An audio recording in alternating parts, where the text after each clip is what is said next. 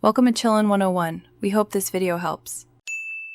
In this video, I will show how to make pumpkin pie Minecraft step by step. Gather 1 pumpkin, 1 egg, and 1 sugar from the world and place a crafting table. Open the table and combine pumpkin, egg, and sugar to create a pumpkin pie instantly. Use pies as quick food for exploration or to trade with villagers for emeralds and useful items during survival play. Start by locating pumpkin patches in plains, savanna, or village farms and harvest pumpkins with any tool. Collect eggs by staying near chickens and picking them up when they drop one every so often. Carry 1 sugar, obtained from sugarcane, or craft it from sugarcane pieces found near water. Place a crafting table, open it, and get ready to assemble your ingredients into a delicious pumpkin pie. If you're enjoying this guide, please subscribe and like.